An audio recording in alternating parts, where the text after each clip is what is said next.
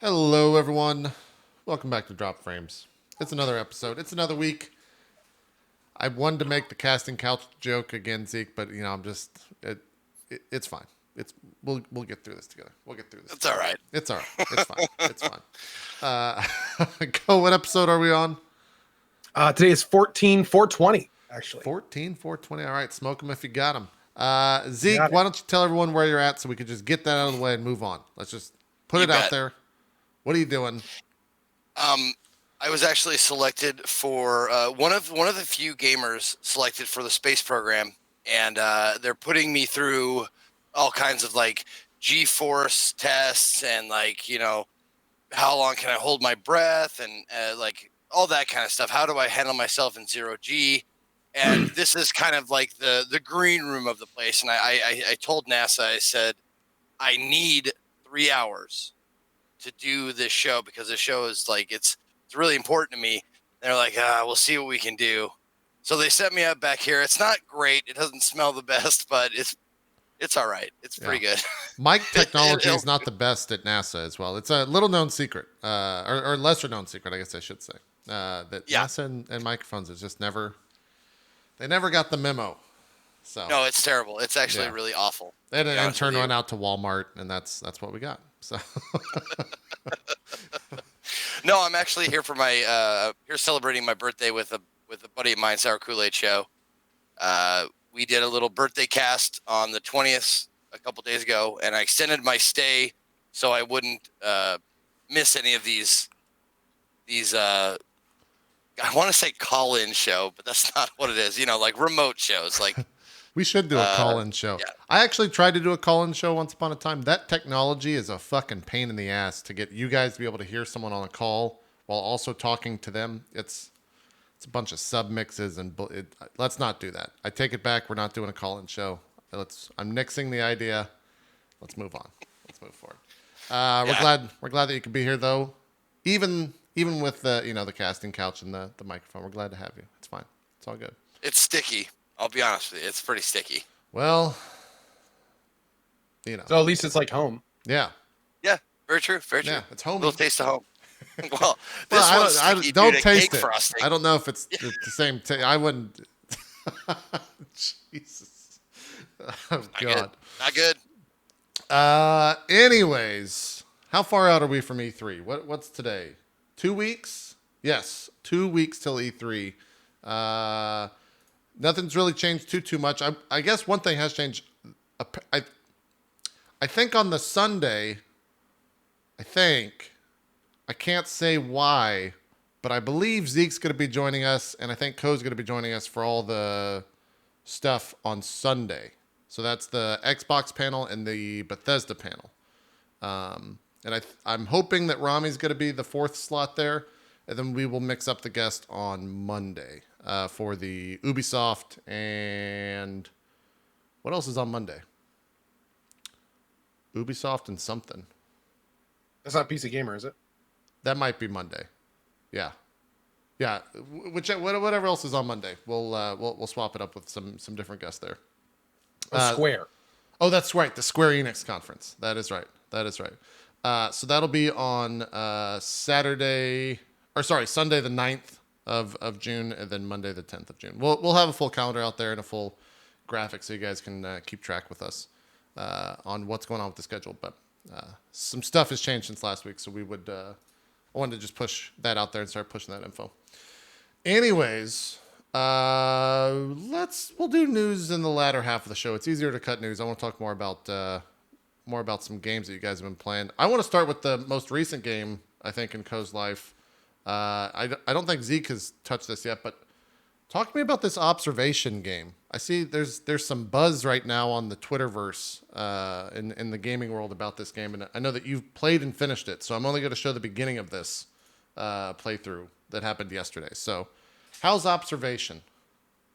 Okay, I had a magical experience with Observation, and one of the reasons I'm going to be blunt and upfront about this is because I was the first streamer on Twitch to play it. Just out of luck. And the reason that was magical is because this game, Observation, is essentially a puzzle game that doesn't tell you the rules. And that's a big part of it. A big part of the game is that it kind of like gives you the tools and then it gives you the objective, but it doesn't always tell you what you need to do with the tools to get to the objective. So it'll tell you like, okay, this is how you connect to a device. Okay, this hatch across the station needs to be open. Good luck.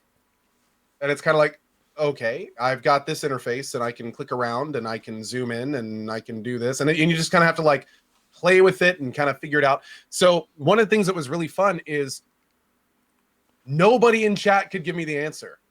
There was like everyone was trying to figure it out with me. Like, and that was really cool. There's not a lot of times on Twitch, especially with puzzle games, where that's the case. In fact, I later went into another stream that was playing it about an hour after me. It was kind of unfortunate because every time the streamer would get up to something hard, he would just be like, "Oh, hey, he literally would go, oh, hey, chat, how do I do this?" And then chat would just be like, "Oh, you do this and this." And literally, I saw one guy be like I watched Co earlier. He did like this, this, and this, and it took him like 20 minutes. He was like, oh, "Okay, thanks." And it's like, "Oh, okay, cool." So that was pretty cool.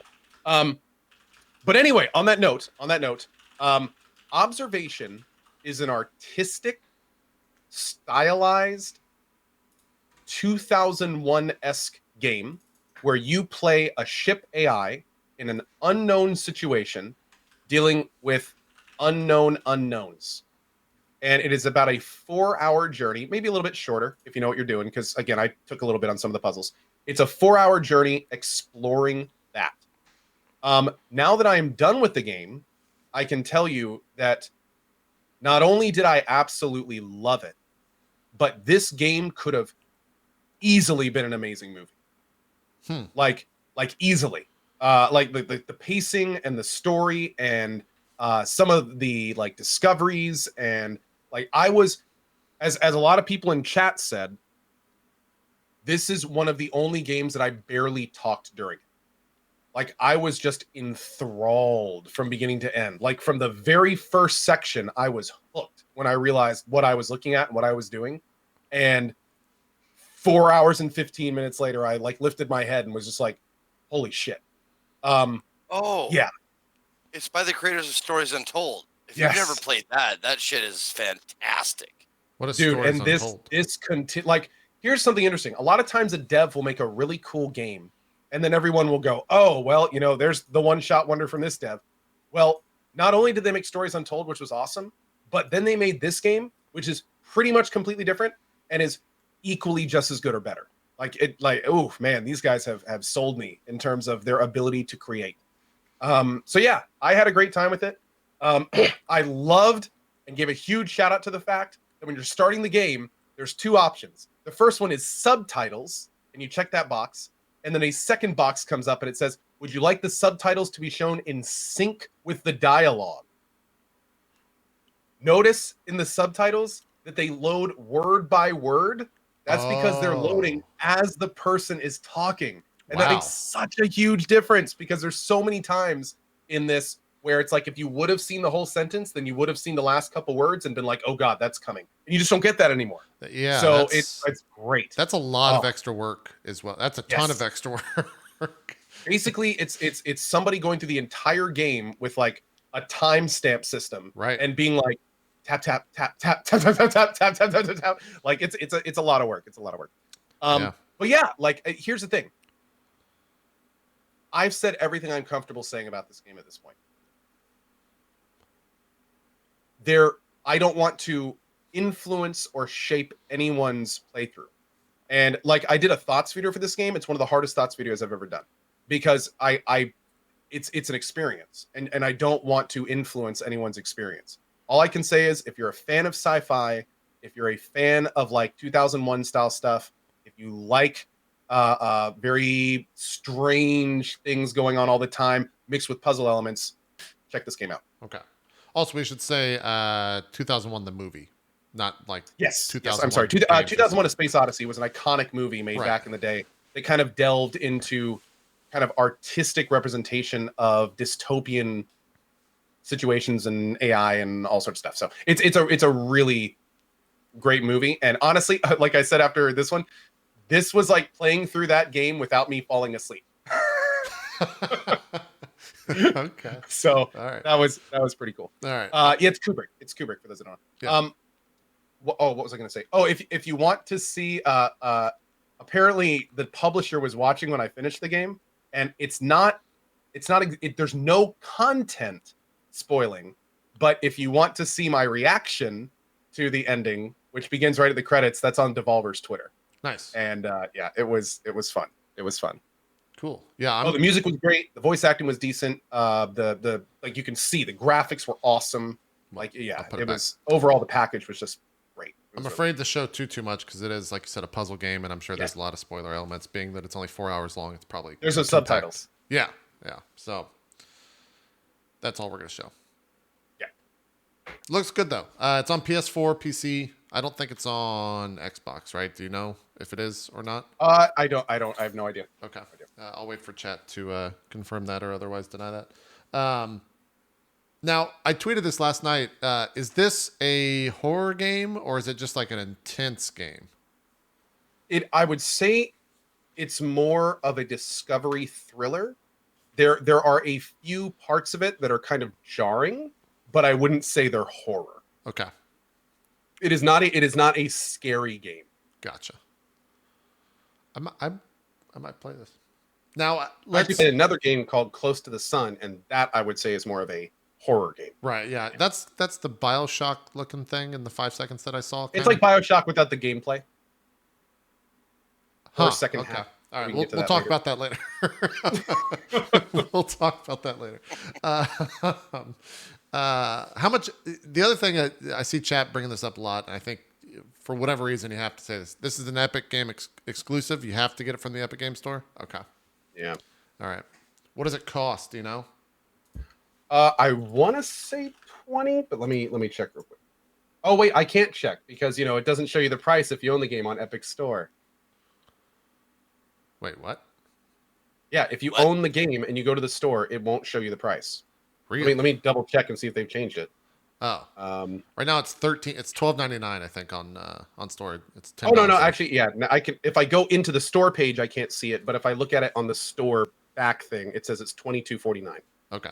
Is it not on sale anymore? It is on sale. It's normally $25. Okay. Gotcha. Cool. I'll be blunt though, like I know it's only 4 hours, but it was an incredible 4 hours. I personally would attribute like $5 an hour for this game. I'm okay with that. Okay. All right. Zeke, this I don't say that often. It's on your radar, Zeke. It feels like right up your alley. Yeah, I'm super excited about it. I mean, it has so many things going for it. It has the creators of Stories Untold. It's published by Devolver. Like, I can't believe I haven't heard of it until just now. Like until Ko was talking about it. Like, it's the first thing I'm going to play when I get back home. Like for sure, no question. I will watch that run. I can't wait to see you play this, man. There was was that at last year's E3 conference? Because I feel like I've seen that trailer. Yeah, I feel like we saw that trailer and we were all kind of like, oh, that looks pretty cool. Check that out. And then nothing, like I'd never heard about it until 2 days ago. So yeah. Zeke, before I forget about it, have you heard about this game, Hell is Other Demons? No. Check. Okay. Friend of the show, Mary Kish, was playing this. I also saw Rami tweeting about it. It's on Switch. I think it's on PC. I saw this game and was immediately like, oh, this is a Zeke game.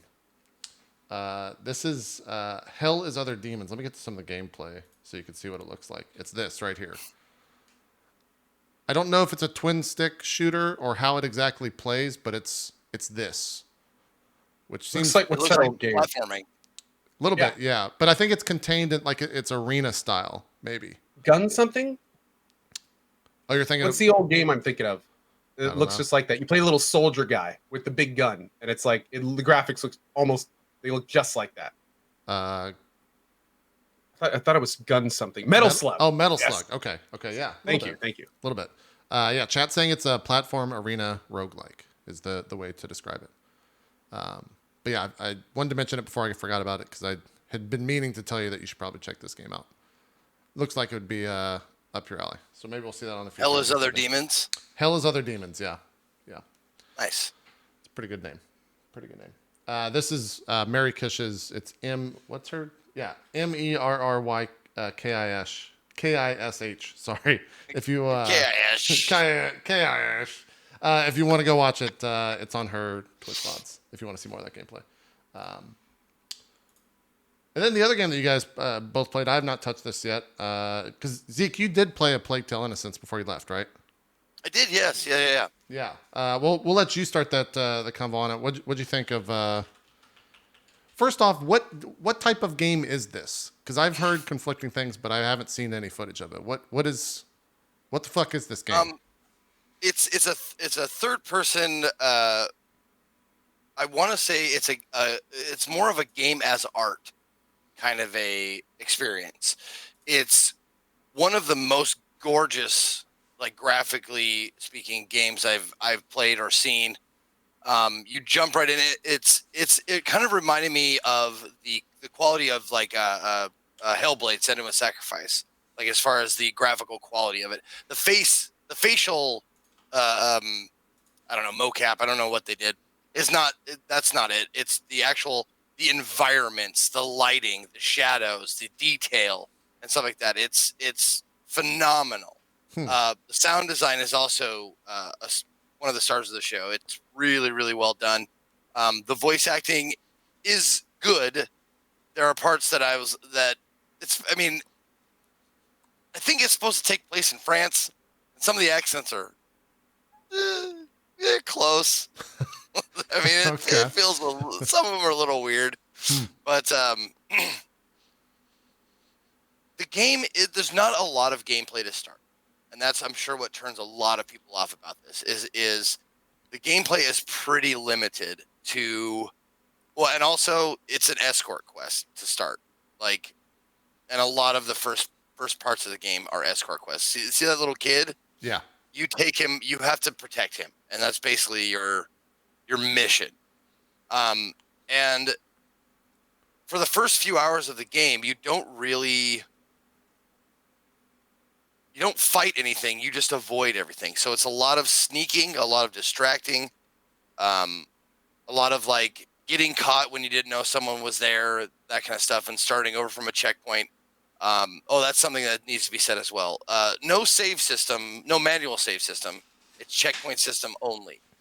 Is it pretty apparent when it's checkpointing you, or do you just have to? Okay. It'll put up a little like save box. It'll Gotcha. like have something that shows you it's saving. Did you beat it, by the way, Zeke? I have not. That's the other thing that I wanted to bring up as a streamer, but we'll get to that in a second. Okay. The gameplay is like, for the first part, is mostly like this. It's slow paced. It's there. I mean, it can get tense when you have to like avoid all of these soldiers and that kind of stuff, and then eventually, after a little while, once you start upgrading your weapon, you have like one weapon. Huh. You have a sling, like David and Goliath, like a sling. You like whip it around, and once you start like getting more upgrades for that, then it gets really satisfying to use that weapon, and it's really fun to just like have soldiers notice you. They're like, "Hey, get back here!" and they're gonna like come and stab you because it's one hit death, like for you. Like if they catch up to you, you're done. You're toast. But you get that sling going, and you launch it, and it makes this awesome like whip sound, just, and you see these guys like, "Hey, I'm gonna put," and they just like they fall down so hard and so wonderful. Do they have ragdoll? You just want to sling everybody from then on. Is there much ragdoll, or is it just like a? It's not stiff super model? ragdoll. Okay. No, it's pretty it's semi-realistic, a little exaggerated, but they go down like a ton of fucking bricks. But that's not. But you do have to get through like a few hours of just slower paced, avoiding, sneaking, escort quest stuff. That being said, I I liked it. I didn't have a problem with it. People might think that get turned off by the slow pace that it starts with, but if you go into it knowing that it's going to be more sight and sound and story and that kind of stuff to start with, and less actual gameplay, then I think you'll really enjoy it, because all of those elements are very, very well done. The graphics are really good. Sorry, I was kind of lost in them for a second. You do, like, it's one of That's those games that you stop and you like, wow, they did a really good job on this. You like get really close to like the leaves and you're like, man, those are really good leaves. Is this? Do you happen to know if this is Unreal Engine 4 or what? You know, I'm engine not this is? sure. Chat might be I'm able really to just not fire sure. off real quick. Couldn't tell you. Yeah, chat saying it's UE4. Gotcha. It's That makes a UE4? lot of sense. It's fucking gorgeous. Yeah. Oh, and the kid eventually, like, he does get kind of annoying, but when he gets to the point of being far too annoying, they back off a little bit, which is nice. Oh, okay. That's good to know. Like, I swear, there is a point in the game where, I shit you not, he goes, "Hey, listen," or "Hey, look," and I'm like, God. Navi, shut your fucking mouth right now, or we're gonna have words. I'm gonna shut this goddamn game off. But yeah, it gets up to the point of being annoying. But yeah, it kind of has to be. He's a little kid, and he's like in this plague-ridden world, being led around by someone he doesn't really know all that well. So you can understand why he's, a little annoying. But there's some other cool effects in the game. The rats. Yeah, I was about to ask. Can you talk about the rats? Like, are they part of the story? Is it spoiler based, or are they just a thing like that you have to? The rats. I'll see if I can the find plague. some. Sure. But rat swarms are handled like water effect, and it's really cool to look at.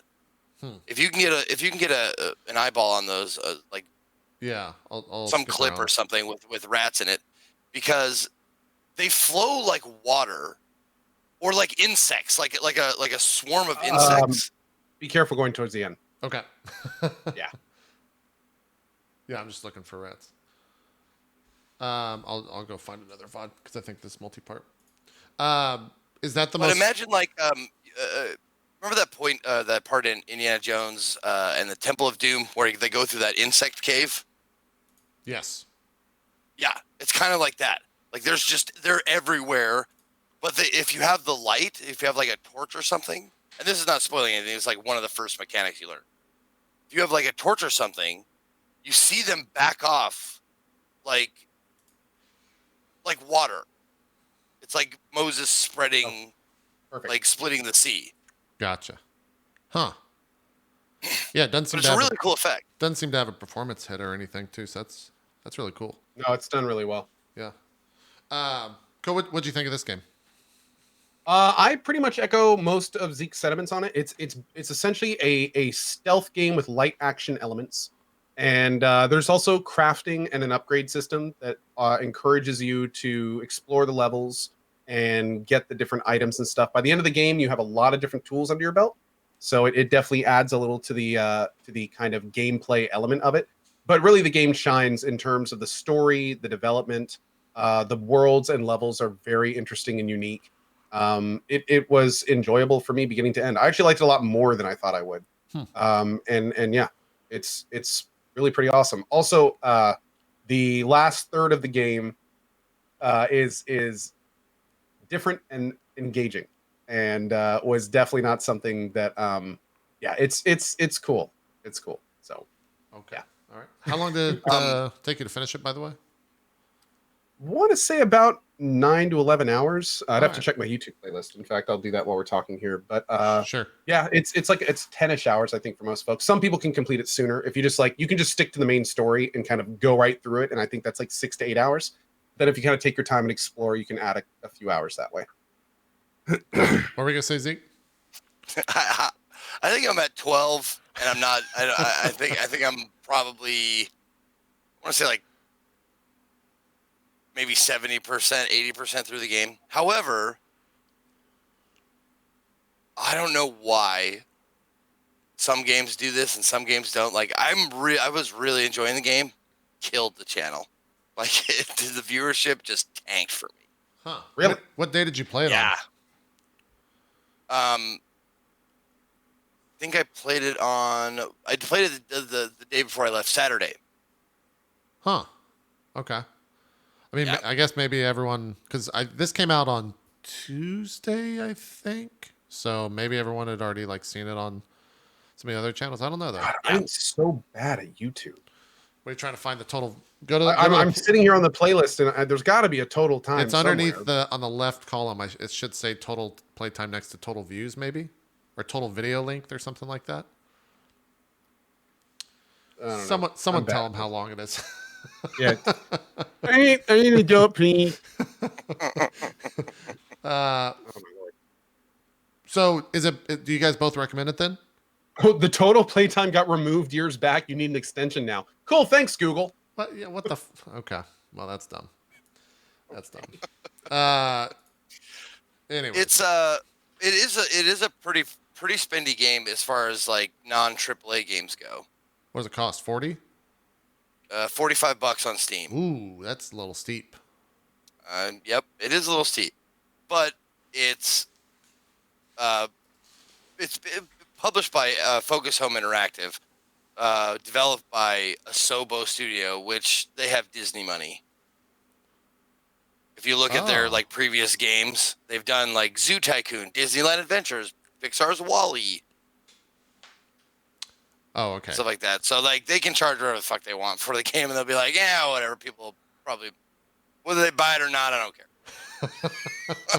Sure. Okay. This might have been like a passion project or something, but I don't know if it's worth $45, Yeah. but I enjoyed my time with it. Yeah. Or I have 8 hours in the game, I guess. So I thought I had 12. You're about on par then. People are saying in chat that it took Co about 12 with some napkin math. So, Co, do you recommend it for people to play? I would definitely recommend it as a playthrough. I'm not so sure if I'd recommend it for $45. Maybe on Sure. sale. I mean, it is a really good game, but that is a little expensive. Yeah. But it is a very solid title. I had a good time with it. Cool. Yeah, and Captain Elsewhere said it pretty well. It's like $40 for 8 hours of gameplay with no replay. Like, you're right. I don't see a lot of replay value in this. I think you play through it once and then don't play it again. So like that definitely comes into play when you're thinking about like, do I want to spend the money for this? Is this on Steam or is this an Epic Game thing? It's on Steam. Okay. That's probably one of those games that'll go on sale in the next year or so. So I would just wait for it for sure. It seems like the type of game that goes on sale for a huge sale amount. So just wait for that if you're iffy about the price for sure. I'll spend maybe 5 minutes max on this talking Rage 2 because I ended up trying it. I played it 3 different streams. I played it immediately after Drop Frames. I was into it. I played it the next day before Oddballs. I was into it. I played it right after Oddballs. I hit a breaking point. I stopped the game, just cold turkey. And it came down to, honestly, what killed the game for me was that I played it on the hardest difficulty. Like, through and through, it killed all interest because I got to the space boss that you get pretty early on. If that makes sense to... Does that make sense to you, Co? The space elevator boss where the satellite crashes down and then you fight the first big guy. Yep. Yeah. So, Oh, yeah, okay. Yeah. You're talking about Rage, right? Yeah, Rage 2. Yeah. Yeah. Yeah.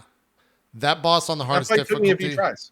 Yeah. So here's why I quit cold turkey. 100% my fault putting on the hardest difficulty. Also 100% my fault of getting to that point with only 3 guns because I ran out of ammo before the boss could actually, like, there was nothing I could do. I just had to die.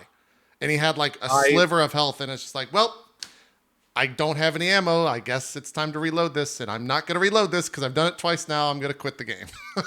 So, I ran out of ammo a couple times there as well. It's Yeah. not fun. yeah. It was Even on the next difficulty, like next difficulty down from whatever insano difficulty. Yeah. Oh, I still like found myself Nightmare. like, yeah, I got close. I think I want to say like I had 12 bullets left for my assault rifle by the time it went down, and I was like, Jesus Christ, I can't even imagine what that's like on like impossible difficulty or whatever the fuck it's called. Yeah. That's not even the hardest boss.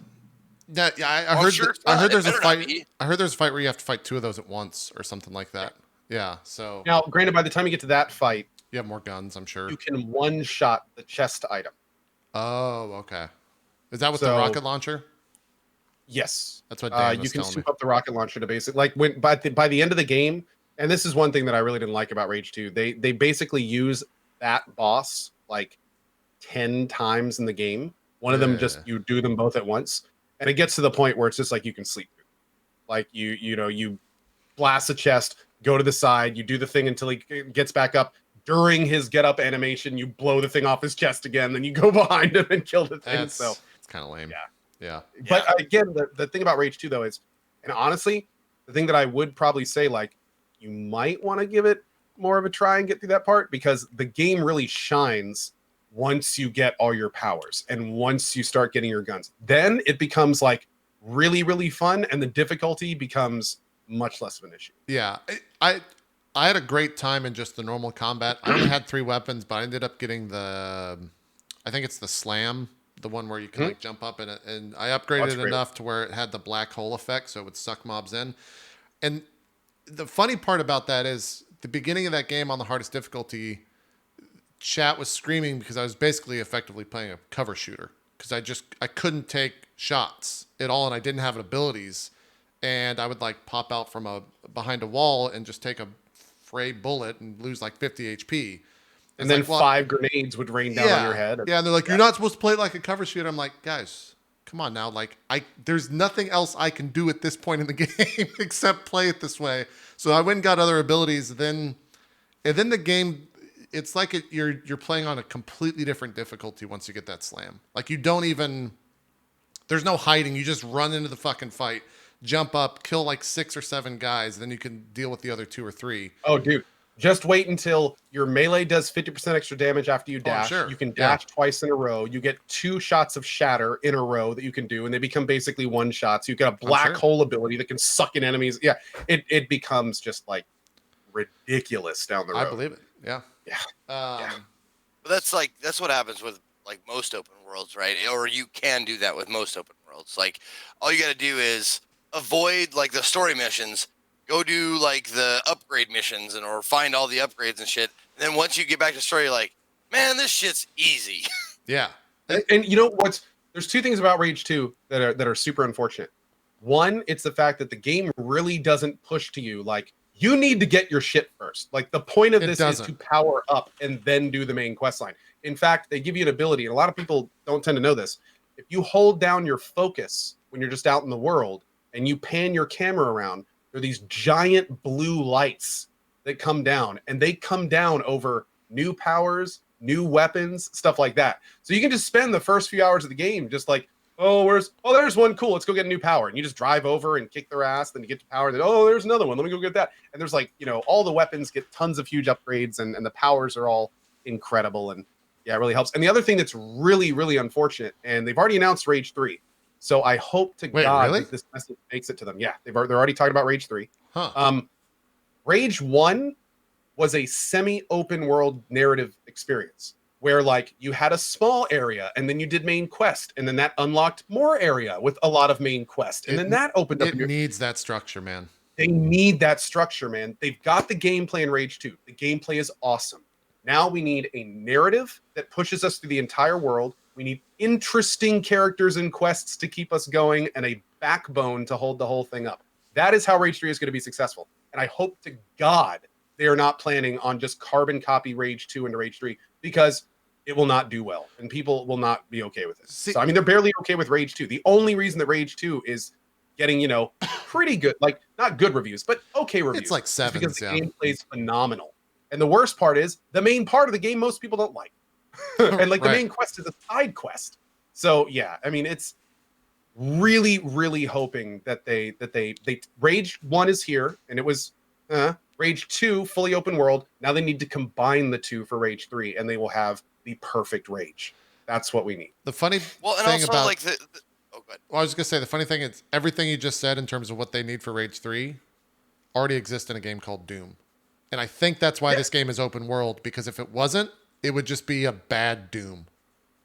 Well, I don't know, man, because the gameplay is really good. It's Like good, I think but the it's- powers actually added an element to the gameplay that in some cases surpassed Doom. Like it's really cool gameplay. I even like the open world parts. Yeah. It's just okay. Imagine Rage 2 if the first section you were in, you had to do an hour of good questing to unlock. Sure. And then that would open a big gate. And that would take you to the next section. And you'd have to do like good quests in that. And that would open up the third section. Like that would have been so much more enjoyable than this whole like just, okay, I guess there's this giant world now. There's some main questing you can do. Yeah. Okay. Well, that the entire time I was playing it, I was I think even when you popped into the stream, maybe after drop frames, the first thing I said is like, yeah, this game shouldn't be open world. Like it's the worst part of the game. It's too open world. And the driving from like point A to point 2 is it's not exciting. It's literally just a time for me to talk to Twitch chat. There was and maybe this changes in later points in the game, but me just driving, nothing attacked me. I was able to just get there with ease. It was not exciting. It was not difficult. There could have been more. There very well could have been more. Yeah. Yeah. I ended up almost fully upgrading my car, and it like okay. And you know, you couldn't really do much with it. And the rewards for doing the convoys and stuff weren't very big. You could get everything you wanted beside it. And honestly, one of the worst parts of the game for me was the race that you have to do during the main quest. I never even did one. That was just that was easily the most frustrated I got, was doing that race. I believe it. Yeah. I never got to. Yeah, it was glitchy. That was the main part for me, was that it was like it would hitch every once in a while during a race, which is that's unforgivable in a race. Like I can see like glitching here and there, but like when you have to like, you know, speed around stuff. But hold on, let me get to my point. I was gonna say I think they fixed those glitches, by the way, because they removed de novo on Thursday. Thursday morning they removed that stuff, and I think that's what was causing it. Go Zeke, your point. Go ahead. Okay. This game has something that Doom doesn't have. Two main things that I think they could capitalize on way more, not only to separate it, but to make it, I think, a more enjoyable experience. One is the attitude of it. The attitude of the world, the attitude of the characters, to play, like everything around you is like this, like a madness, but like a fun madness. You know what I'm saying? Does that make sense? Yeah. Yeah. I felt like there was a lot this- of clashing in terms of the tone the entire game, but I didn't play very much, so that's probably why. So Like a Mad Max, but with punk rock involved. Like they could definitely have capitalized on that and made more missions that are just nuts. Well, and just that's like insane stuff. I wish they went that direction, because if you go look at the trailers, and I even watched the trailer after I put the game down, like the trailer makes it seem like it's going to be fucking bananas, and the music that they have showing it is like crazy. It's great music. Granted, it's licensed music, so it's not going to show up in the game at all, like popular music, so it's not going to show up in the game because it's too expensive. But it made the game seem, going into it, that it's just going to be absolutely craziness.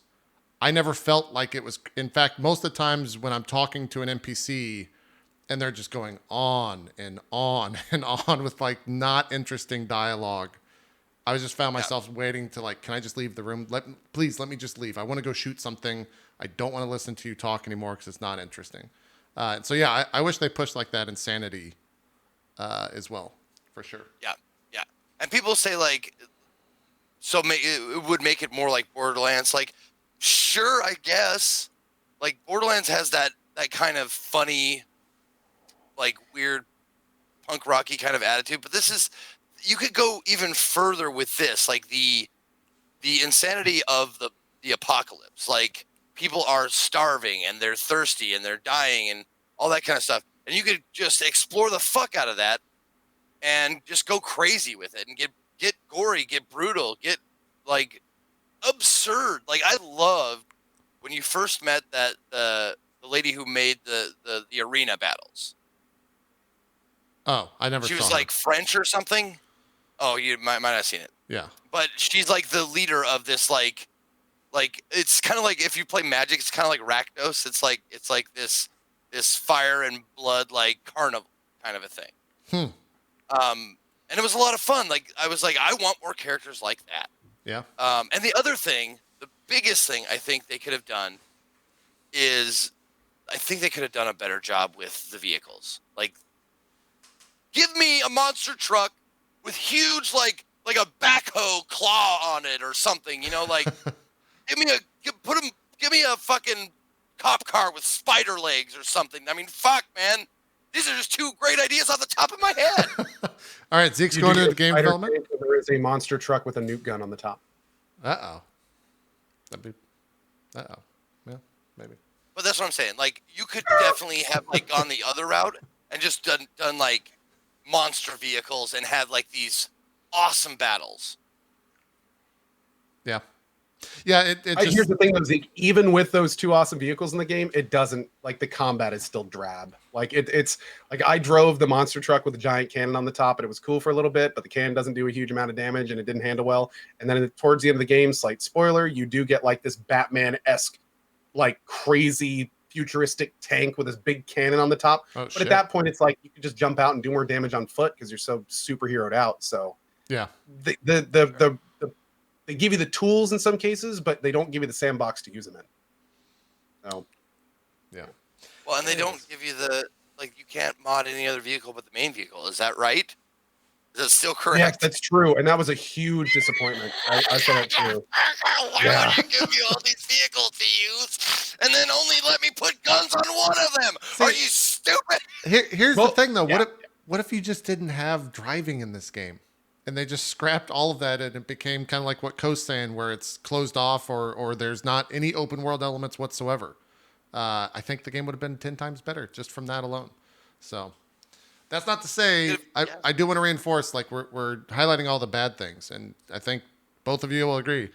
When you're fighting normal enemies and you're in normal combat and you're absolutely just destroying people, the guns feel great. The abilities feel great. The game feels great. It's all the other stuff that's kind of around the game that I think a lot of people have issues with. Again, like I know they're hearing this feedback. They're getting very similar feedback from most people. Gameplay is cool. Everything else needs work. So they really have no excuse with Rage 3 to do something exactly like Rage 2. And I'm really, really hoping they take the really good stuff and they change the other stuff to at least be decent, in which case you'd have a really great game.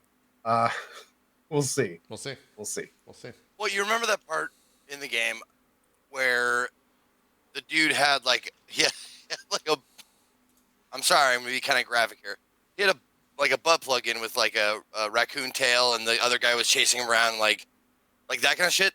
That's what I want more of, like insanity, just absolute apocalyptic insanity, like that, absurd, goofy, whatever. I want more of that. Just push the envelope. Yeah. Best part in the game, you can come up to a city and these two guys wearing like the most ridiculous getup ever. It's like these yellow Daisy Duke shorts with these like yellow Fifth Element style bandage things around them, and and they look absolutely ridiculous. And one of them shopping, and another guy in the exact same outfit comes up behind him and taps on the shoulder. He's like, "You bitch! What are you doing? Rocking my threads!" And they have this like 2-minute conversation. It's incredible. See, I wish that stuff was highlighted, because I didn't like. The only way that you stop and see that stuff, Co, is if you stop and see that stuff, right? It's not like it doesn't fixate your view on it. There's actually a lot of that stuff. Yeah. Like if I took my time walking through the cities, and there is a lot of like little lore interactions and people having conversations, and then that will go into actual animations with each other. Like there's a lot of cool stuff, but again, there's nothing that tells you A, to wait around to watch it, and B, that it's happening. So like I've easily just walked by a few of them, just not even realizing, and had someone in chat be like, "Turn around, look at that guy," and then I turn around and it's over, and it's like, oh well, that sucks. Okay, anyway, that yeah. sucks. Hopefully in the next one there'll be like a little F thing on the screen, and then if you hit F, it like angles your character over to them or something, you know? Yeah. Yeah, or I mean, even just like pulling in the character and like making it so you have to physically watch this stuff and make it a point of to see it.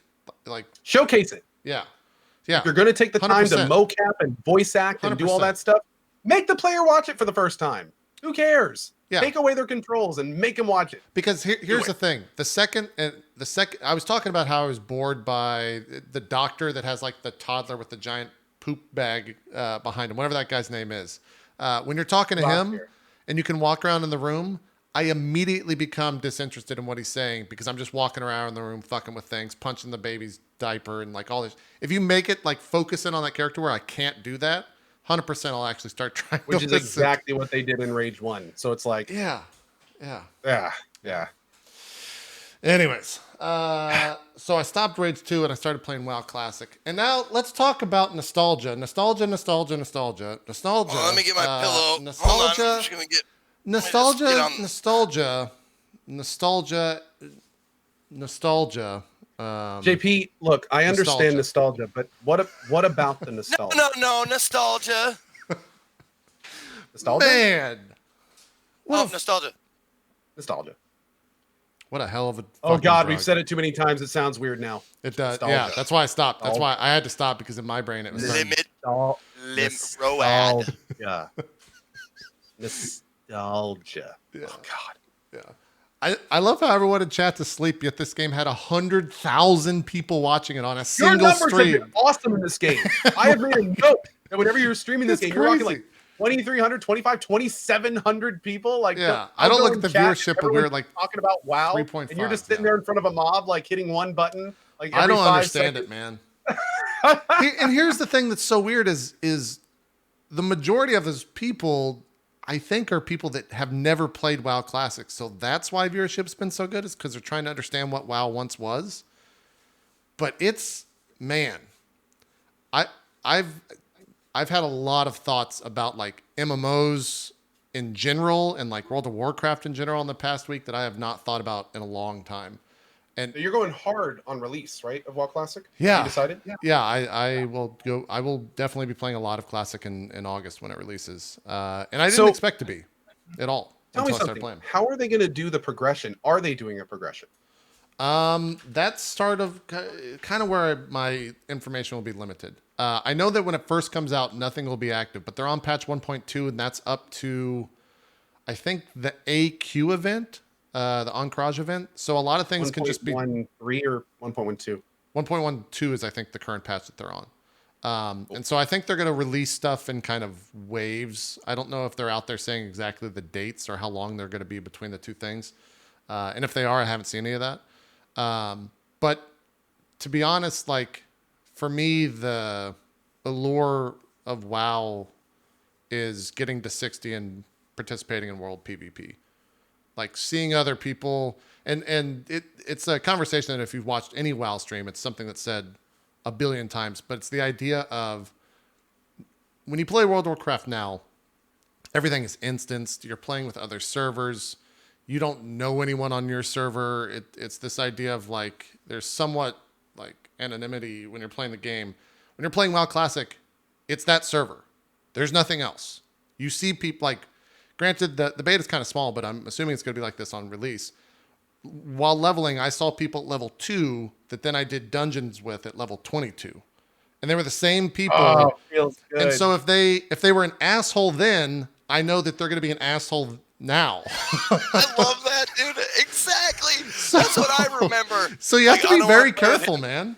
Like that beautiful thing called accountability. Tank on the server, but we don't play with him because he's a fucking dick. Right. And that's awesome, man. Like Dude, we had a server blacklist back in EverQuest back in the day. Oh, where yeah. if someone messed up enough, they would get on the blacklist. And I legit remember multiple times being like, "Hey, this guy's looking for a girl. Oh no, he's on the blacklist. No, don't pay it. Okay, well, It's we'll find someone else then." it's fucking That's like where man. we before we actually exchanged like real names, you'd have like nicknames in your head for these people. And I remember very clearly when because I didn't play WoW for that long, like just 2 years, but those 2 years, that's all I played. Sure. And that was it. It was like, I swear, like 50 hours a week of just WoW. But like we'd always want to get this guy. We called him Mr. Smooth Dick because his voice, his raid calling voice, was just like smooth like butter. He's like, all right, you're gonna want to do this. All right, wizards, start doing that. Okay, time to blow your cooldowns. And you're like, we want Mr. Smooth Dick to call all of our raids from now on. Yeah, man. It was great. We did a thing. If you've played vanilla before, the quest in now I'm going to start to blank on the names because I'm just having a brain fart. In Silver Pine Forest, the quest outside of Shadowfang Keep with the elites there. There's like whatever that town is that has the elites in it.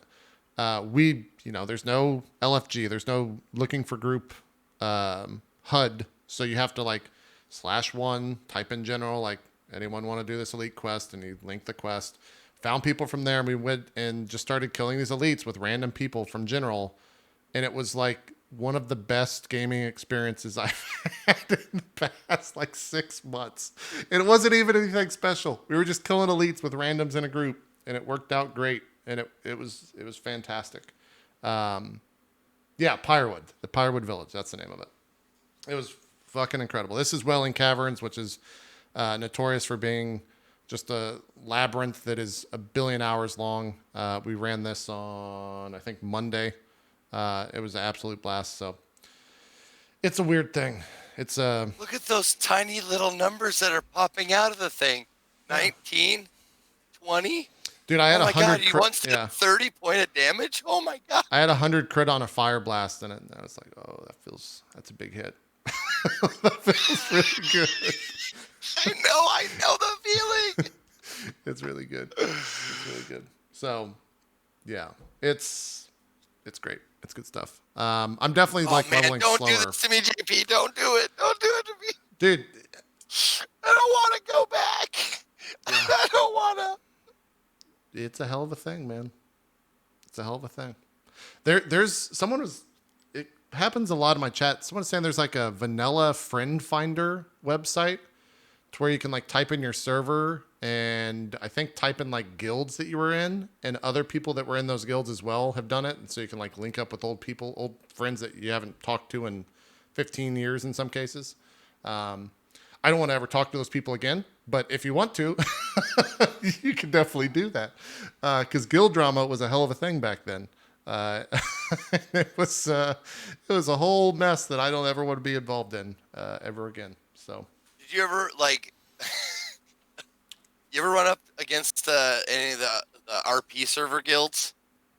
Yes, on straight up RP. On Archimond, there was a alliance guild called Templar Knights, and they were like the #1 alliance guild, and we just absolutely hated them. And that was like the big war was between Void, the guild that I was in, and Templar Knights. Yeah.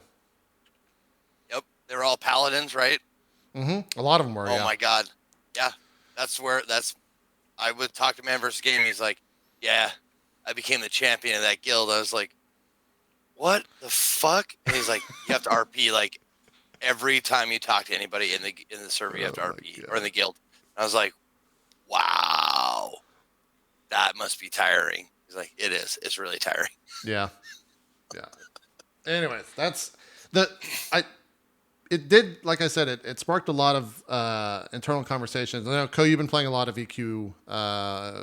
What do they call it? EQ Classic? EQ what? EQ Progression. Progression servers. Okay. Yeah, I'm playing on the Mangler server. I got a little community guild on there I actually got raids tonight.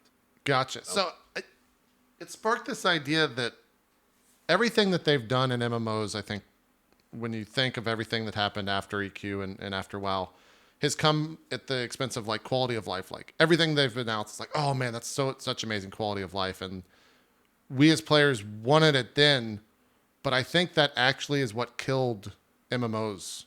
And I didn't realize that until I started playing WoW Classic. Because like the idea of getting something and it being rewarded or rewarding rather than like I hit look for group and it put me into a dungeon and then it gave me a item because I finished the dungeon, because that's what happens now. You don't actually loot them for the bosses. It just gives you an item when you finish said dungeon. That made items like I don't give a shit about items anymore. I don't give a shit about anything except just completing that and getting my XP for the day. Basically, it when the more quality of life, and this is honestly like one of the reasons that I'm so freaking happy with GGG and what they're doing with Path of Exile and how hard they're trying to walk that balance. Because the problem is every time you give a little bit with QOL, you are taking from something else, be it needing to interact, Right. be it needing to look around and do something more. So the problem is you can fall into these things where you're making it so easy for the player not to have to deal with other people that you never deal with other people. It becomes a single player game. Like a lot of these recent MMOs that have come out have gotten to the point where there's so much QOL that you're basically just playing a single player game alongside hundreds of other people. Like it's not even an MMO anymore because it just tells you where to go. It tells you exactly what to do. It gives you everything right up there. And you can click buttons instead of having to talk. And that's one of the reasons I'm playing EQ again. And one of the reasons I'm so hyped for a game coming out called Pantheon. It's because people are starting finally to realize that there is absolutely a thing as too much QOL. In fact, you can ruin a game by putting in too much QOL, especially a game that's supposed to be a social experience. Yep. So it's like one of the things that I love about, EverQuest I play right now. I get to a zone, there's no LFG. I mean, I can turn on a tag, but even if I turn on a tag, it's not like people just invite you. They send you a tell, hey, you want to do this group in this area? Or, hey, OOC, level 50 rogue looking for group. Or, go into a public channel. Hey, anyone doing this in this area? There's no clicking. There's no interface. It's all, you want to do something? Well, start talking to people and do it. Right. Yeah. Because eventually you turn into that guy. You turn into that South Park guy. Yeah, no, you're absolutely right. Yeah. Like, dude, when you want to sell an EverQuest, there's a zone, and it's not even an official zone. It's just the zone everyone has picked, and you go to that zone, and you set up in a little area, and you go into the public auction channels, and you say, hey, I'm selling all this stuff for this amount. People tell you, oh, I'll give you this much for it. Oh, well, do you know this? Do you want to trade this? It's like there is no shop interface. There's no let me just put these items up, and someone can come click on me and buy them. It's like you have to do this directly. You barter. You talk to people. And it's so much better. It is so much better. Yeah. For some of us. Right. And yes, and I totally get that as well. Like that was the number one question I got asked is, should I play WoW Classic if I've never played vanilla WoW before? And I started just telling people like, no, you're probably going to play this and make it to level 10. And I think the best part of WoW Classic when it releases will not be the first 2 weeks. It'll be after everyone that thinks they're going to enjoy it quits. Everyone else gets to max level, and those people start like PvPing and stuff like that because it's like what vanilla WoW was all about, to me at least. When the community starts forming. Right. Yes. When like all those people are going to come in, and then that large mass is going to distill down to the people who are serious about it. Yep. And that distilled community at the end is like a goal for MMOs. Like when you most of the people you see in the end game, when you realize that you're looking at somebody new, like, oh, that guy must have just gotten 50 because I've never seen him before. That kind of stuff. That is like the golden age of MMOs, is when you play it so much that you start knowing everyone, and when you're an active part of that community. Yep. It's a beautiful thing. Without a doubt. And the crazy thing too is, with the advent of streaming and the advent of kind of like this celebrity status that streamers have, specifically in MMOs, I really wonder what WoW Classic launch is going to look like on those servers that those streamers are playing on. I noticed in Soda Poppin's title, he has a guild application that you can apply for. I am unbelievably curious to see what that stuff looks like. If it's just going to be the fact that, the Soda Pop and Asmongold, even Tally, where they just join a server and start trying to level, and like a billion alliance are just ganking them nonstop, to where they have to play with a delay on, or if it just becomes this giant like Zerg versus Zerg fight every single day, and their leveling process is slowed to a fucking halt, or even for me with someone like 2,000 viewers, it's very easy to just come in and kill me once I get to a certain level because the zones are all PvP. So I'm so curious to see what that stuff looks like when it actually launches. It's going to be an absolute shit show. Experiment. Yes, yeah, it's going to be an absolute shit show. Watching it for a long while. Yeah. So we'll see how that all goes. But it is a huge sense of nostalgia. And I've found myself like wanting to play while offline because I'm leveling pretty slow because you just level slow in general. But I'm not like forcing myself to play a shit ton because once you hit 30, like the balance is not necessarily the best at 30 because it's not max level.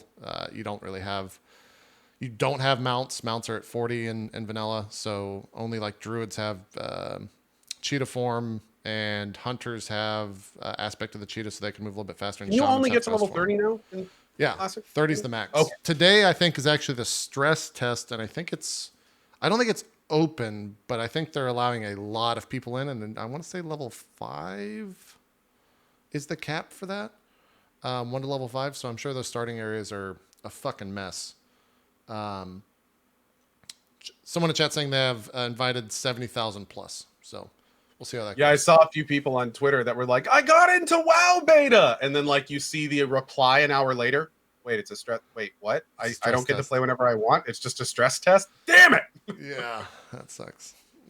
So yeah, we probably won't mention WoW Classic again until it comes out, but I didn't expect to be as into it as I was. I mean, I was here last week talking about like, I think it's all nostalgia and I think it's all rose tinted glasses and people think that they want that stuff, but they don't actually want to play it. And I think I've put like 20 hours into it. It's like, no, this is actually Dude, fun. here's the impressive thing. You've put like 20 hours into it, and that's not even your character. That's right. not even It's gone. It's got to be deleted. Like, just imagine when everything you do will be recorded permanently in the annals of time and history. And it's like, oh God. Like I wish I could. By the way, just real quick to address this, because I see a lot of people in both the chats asking this. I have no plans to play WoW Classic. Yeah, I got a lot of people saying like, can you convince Co to play WoW Classic? Like, what? No. I am going to be a bystander. I want to watch it. The only reason I could see myself playing WoW Classic is if there is nothing else going on at the time. And from what it's looking like, there definitely will be other things going on at the time. So yes.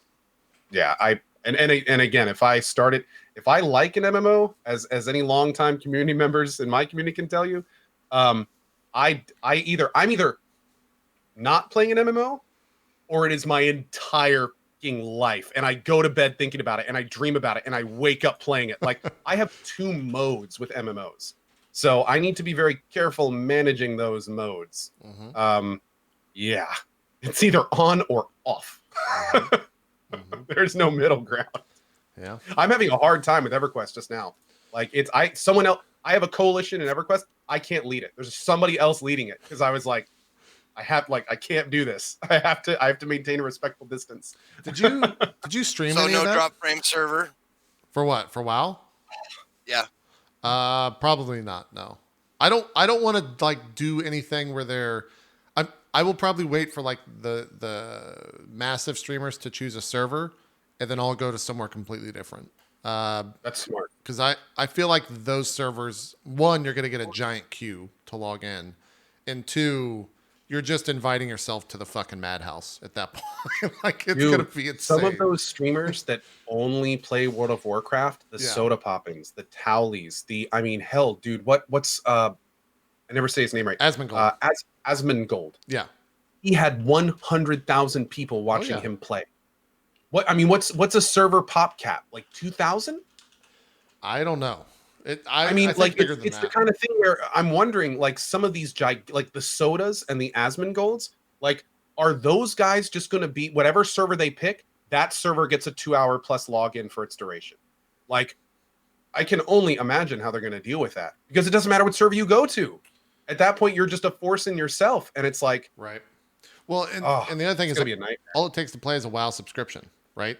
So there's very little barrier of entry, and when you have, like, think about it this way: if Asmongold was getting or did get 100,000 people watching, if 1% of his stream audience tries to like stream snipe him, that's an immediate bad time for him. If 0.25%, oh my god! Like if it takes one really annoying person to potentially screw things up, totally, let alone man. a small literal army of them. Dude, absolutely. It's already happening on the PvP server right now in the beta on the Horde side, which is what I'm playing. there is a Oh, guild. apparently he's playing on PvE for that reason. That makes sense. But That makes total sense. there's a Smart guy. guild on the Horde side of the PvP right now in beta called Stream Snipers. And their entire thing is to find streamers and kill them. That is their entire, like they're advertising and slash general and slash trade. It's like, hey, do you want How to does join Blizzard Stream feel about Snipers? that? So how does Do what? they care? Does Blizzard care at all about that kind of stuff? I don't think so. Yeah, I don't think they're gonna pull any like favors for streamers in that regard. I think you might see Blizzard like help people facilitate their names because name sniping is a thing specifically. So Just throwing this out there, Blizzard. You may want to do what the EQ guys do with your streamers. what's that? What do they do? We're definitely on a list.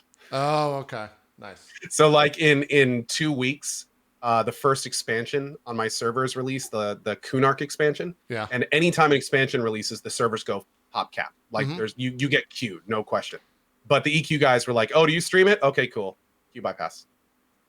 It's like I mean, That yeah, makes it kind of sucks, but at the same time, there's like the amount of EQ streamers in the game you can count on 2 hands. So it's like, Totally. yeah, Hey, I mean, guess it's that's it's not ad- exactly deadening the experience, but it's advertising. yeah, Like it's smart move. I hope that Blizzard is thinking about that because nobody's going to watch someone get LD or kicked or crash and then have to wait like 3 hours to get back into the server. That they're the reason the queue is there for. Well, the funny Oof. thing too is, people the second that they get into a queue, everyone's just gonna try to jump on the server at the same time just to fuck with that person. So it's a problem that'll build on itself over and over and over in so many different ways. So Yeah.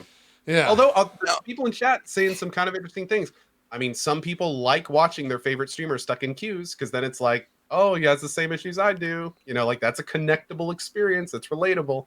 So, there's pluses and negatives. Yeah. Other people just want to watch gameplay and don't want to watch some dude staring at a screen. So, yeah. Just things on both Didn't sides. they watch you do a sponsored stream of like 8 hours of just waiting in line? Yes, yeah, in Final Fantasy 14 for Stormblood 2 years ago, there was a The quest queuing. yeah, there's a quest. There was a funnel that basically happened where an NPC could only talk to so many.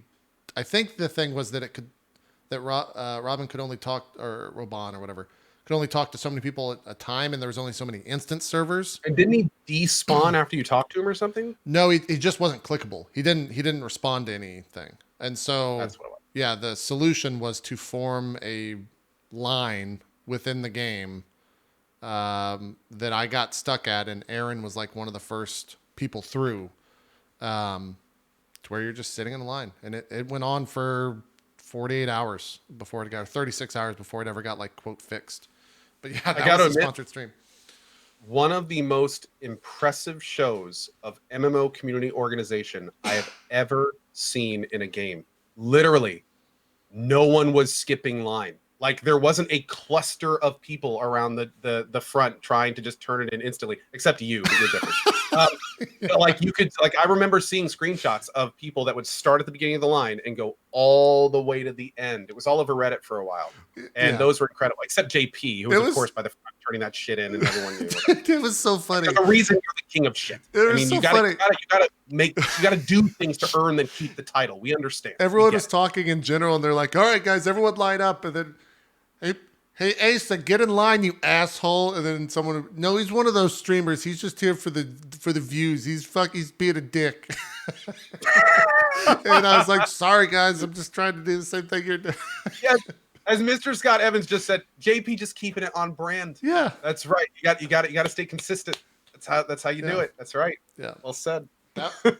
See, and we're joking about how bad of an experience that was, but it was one of the most memorable It's a things, story. and it's one of the greatest Absolutely. stories. Yeah, I Some will of my always remember best that. experiences in previous MMOs I've played, from Anarchy Online to Shadowbane to EverQuest, were the worst experiences at the time. Yeah, But then you can look back and you can laugh about it and you can joke about it and you can have fun with it. And it's like, and you become so thankful that you actually went through it and that you had to deal with it. But they make the best stories, man. The worse the experience, the better the story. without a doubt. Without a doubt. Anyways, By the way, if I just said Shadowbane and you were like, oh, Shadowbane, check out Crowfall. Made by the same guy. I hope those Coming out games are good, hopefully man. next year. Yeah, I hope those games are good. We'll see.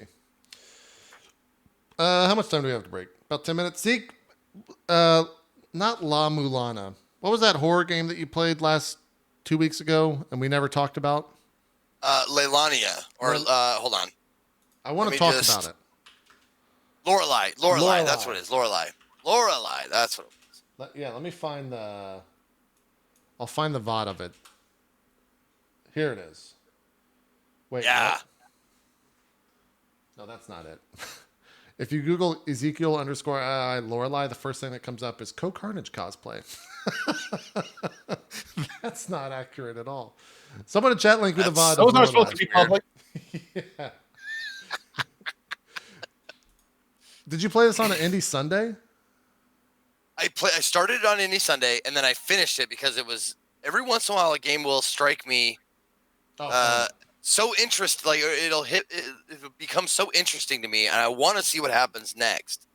And this was one of those rare times where I played it for like hour or 2 hours or something like that, and I wanted to finish it.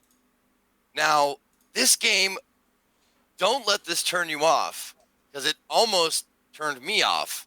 This game is made by the same people who did Cat Lady, or The Right. Cat Lady. That's not right. And that's a notorious game within like indie circles and also like within like indie streamers of being like kind of a polarizing game. Like people love it, or like me, fucking hated it. It was boring as fuck. I was bored to tears. But thankfully I started this game, and after I started it, they were like, "This is by the same people who made Cat Lady." I was like, "Oh no, what have I done? What have I done?" And then I started playing it, and I was like, "Oh man, this is gonna be bad," because in the first hour or two, like I would say, actually in the first hour, they pile on like all of the big depression notes. They've got abuse, cancer, death, loss, child abuse, like all these terrible things. They just pile it on. First down, I'm like, this is so heavy-handed and so ham-fisted. It's just like, ugh. But then you get this little section of the game that is just super fucked up and kind of disturbing, a little bit creepy, and you're like, wait a minute, what? This is not where it hard left turn. Like I'm thinking I'm playing a visual, like almost a visual novel kind of a thing. You walk around a little bit, but mostly it's just dialogue. And then it's like hard right turn, and it just shows you this like other side of the game that's like this fantasy, like demonic, gory, disturbing. Like, let me just put it to you this way. In this, one of the first times it takes a hard left, you see in a fantasy, or what you think is a fantasy, your stepdad spiking your baby sister on the floor. Like, seriously, like taking it and going, ah, and just fucking throwing it on the ground. What the fuck? But this all takes place in like a dream or something like that. Huh. So you're like, what is this disturbing nightmare? And then it has those sections. And the way I described it is probably not the best way to describe it, but the way I described it to my chat was like, for people who hadn't been there, it was like, what game is this? It's like a crazy person comes up to you, but you don't know they're crazy. They start talking to you about their depressing life. Their life is just terrible. Like, oh my God, they're sitting next to you at the bar. They're like, oh, my dad died. I was abused as a child. Like, I have severe depression. And you're just like, man, you just dumped out your purse to a stranger, didn't you? Holy shit. But then they go, I have a piece of shit in my pocket that sings. You're like, whoa, what? Yeah. And they show you. And inside their pocket, there's this piece of shit that's going, hello, my baby. Hello, my honey. And you're like, what is this? You What? buried the lead. Like, What is that's this what you game? should have said right off the bat.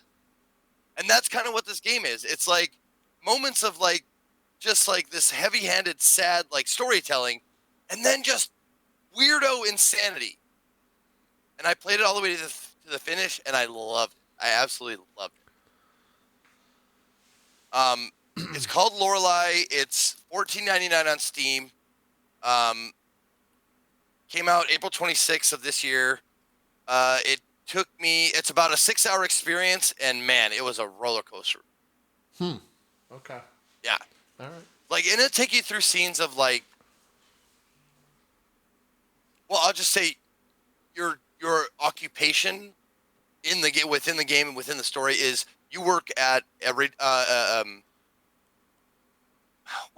it's old folks home, but like what's the nice way of it? Retirement Home? Yeah. Yeah, something like that. Yeah. Where people like go to live out the last years of their life. Yeah.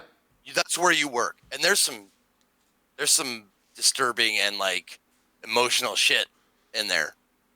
Okay. And then fucking weird demonic stuff happened. It's it keeps it fresh. I dug it a lot because of that, for that reason. Yeah, it seems a little all over the place in a good way. It is. Yeah. Okay. Right. It's just an insane ride. It's like playing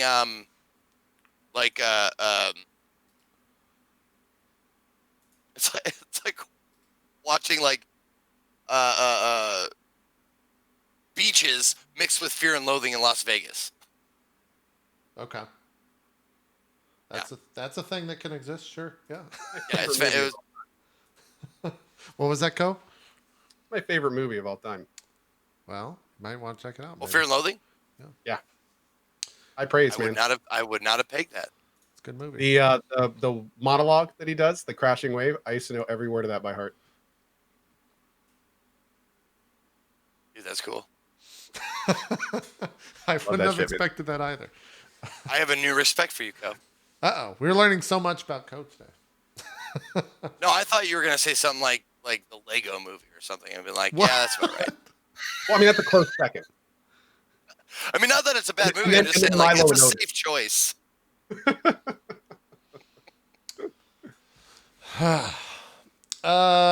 We got 3 minutes, which is just enough time for me to let you guys know this truth bomb of a statement. God of War is still a really good game. I just want you guys to know that, okay? What? It's still an insanely good game. Just I may so you're not aware. have been lurking a lot of your streams when you've been playing this. God damn, that fucking game is good, man. Like, Jesus Christ. I had forgotten how good it was because I hadn't played it. And it's still, I'm playing New Game Plus. And for those that the immediate question is, well, what's a New Game Plus? You get new resource material and there's brand new armor sets. And mobs mobs start at level 8 and only get higher. And so the difficulty starts out easier on the hardest difficulty, but towards the end of the game, they've even changed some of the Valkyrie fights to where they're harder.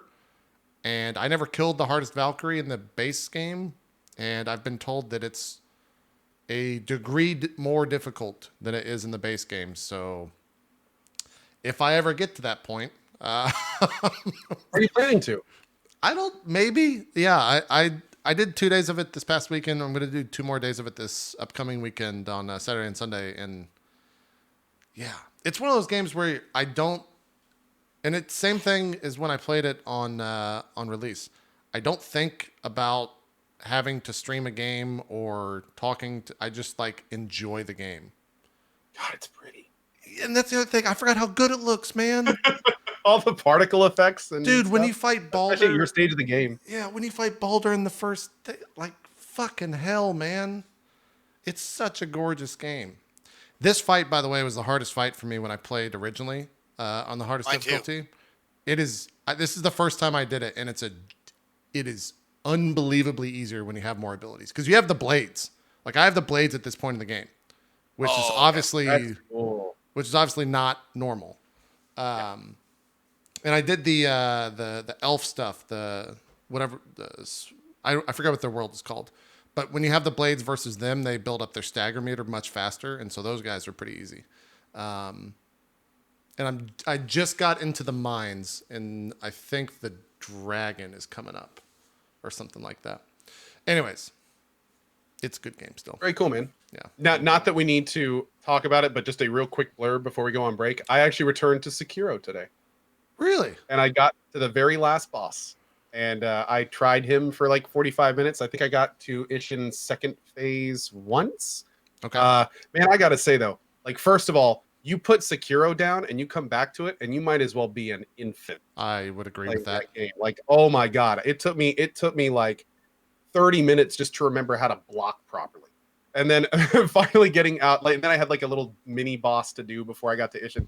But I gotta say, man, even fumbling through it like I did, like you said about God of War, it's such a good game, man. Sekiro is it's just so solid. Like there's so many things in it that are just rock solid and tight, and everything works as it should. And when you mess up, you know it's your fault. Yeah. And it's just it's a great game. It's a great game. Yeah. This man, that final. We need to just talk about Zeke. Did you beat the final boss off stream? Okay. Beat the final boss. I'm waiting for it to be, because I left Sekiro with such a bad taste. Yeah. Not for no other reason than I hate sucking in front of people. Like I hate being bad at something. Hey man, that boss. Boss, those two bosses were a wall.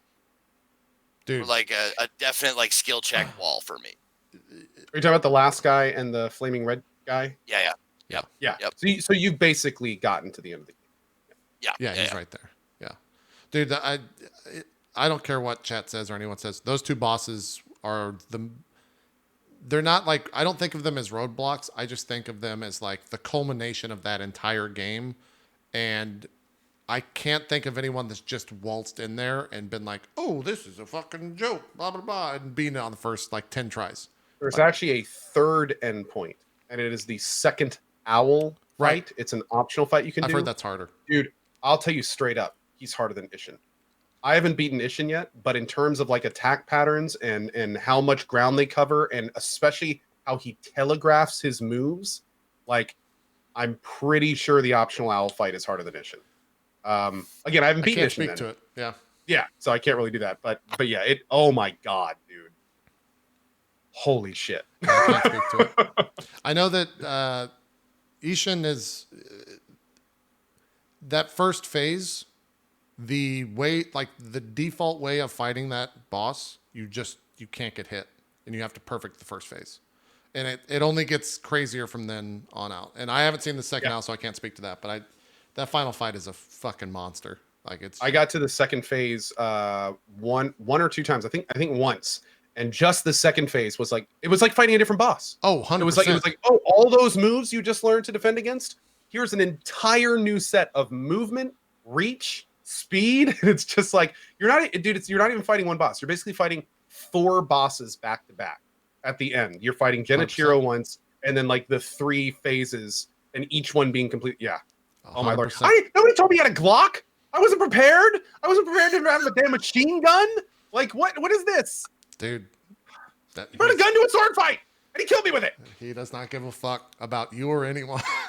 More than Indiana Jones. I'm literally sitting there accidentally attacking air, and he just pulls out a gun. And he's like, blah, blah, blah, blah, blah, and kills me. And I'm like, I just got Jones.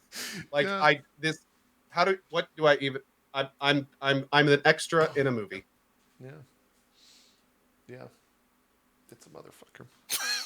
I can't say, that was the boss. Exactly like Zeke said, you hit a wall because the boss just makes you have so much respect and humility for him or about yourself that I turned off my camera, I turned off the lights, I muted my mic, and I sat there for like 5 or 6 hours just dying. Just over. It's muscle memory, man. That's Sekiro, especially that end boss, is muscle memory. It's learning every pattern. It's learning how many times, when you have to spam it and when you have to just go with it. Yeah. It's the timings, it's the range, it's the when to dodge, when to hit B, when to double tap A. Like it's like some crazy complex DDR game by the time you're done with it. It's nuts. Oh man, it's nuts. But at the same time, hugely fun and done to a degree where every time you die, you know it's because you messed up. Yep. And that's big. It's not like some bad camera angle or super cheap boss attack. It's like, yo, I didn't back up enough. I didn't hit dodge at the right time. Like when you're fighting the at least that's how it's been for me. I don't know about second and third phase. Yeah. The Genichiro and first phase have definitely been like in the Ishin fight, yes, none of that. But when you're fighting the fucking demon, every once in a while I would just be like, "Fucking camera, you piece of fucking shit! I swear to I fucking have heard God." some things about the demon. Because apparently his body, if he swings an arm, like it'll clip your camera and zoom you in and zoom you out really fast, and will throw off your Well, timing. if he I've jumps heard up in that. the air, sometimes you'll lose. Yeah, it's a motherfucker of a fight. Anyways, well, I haven't tried him yet. you should. He's good. It's worthwhile. We're due a break, so we'll take our break. Come back, throw in some news. We got Indie Sunday, a couple more games as well that we haven't talked about. So don't go anywhere more. We got GOG, we got Neo 2, we got PoE, we got a lot of stuff to talk about. Yeah, there's some stuff. Crazy Dan's questions as well. It's all coming up right after this. More Dark Frames in just a bit. We'll see you guys then.